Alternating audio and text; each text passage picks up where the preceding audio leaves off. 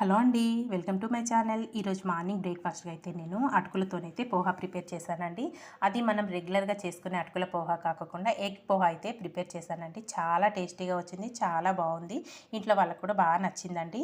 మనము morning breakfast టైంలో ఏ హడావిడి లేకుండా చక్కగా ఇలా ఎగ్ పోహా అనేది ప్రిపేర్ చేసేయండి. పిల్లల దగ్గర నుంచి పెద్దవాళ్ళ వరకు చక్కగా ఇష్టంగా తింటారండి. చాలా బాగుంటుంది.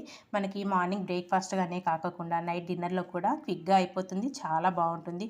పిల్లలు స్కూల్ నుండి సాయంత్రం ఇంటికి వచ్చేటప్పటికల్లా కూడా వాళ్ళు రాగానే వేడిగా ఇలా చేసి పెట్టండి, చాలా బాగుందని అయితే మెచ్చుకుంటారండి. దీంట్లో చక్కగా టమాటా, పచ్చిమిర్చి, ఉప్పు, కారం ఇవన్నీ వేసుకుంటామండి. పిల్లలకి వేసే లెక్కనైతే కారం కొంచెం తగ్గించి స్పైసీ అనేది లేకుండా చేయండి, చాలా బాగుంటుంది. ఎగ్ వేసి చేసుకుంటాం కాబట్టి డిఫరెంట్ అయిన టేస్ట్తో చాలా బాగుంటుందండి. నార్మల్గా తినే పోహా కంటే ఇలా ఎగ్ పోహా అనేది చాలా రుచిగా ఉంటుంది.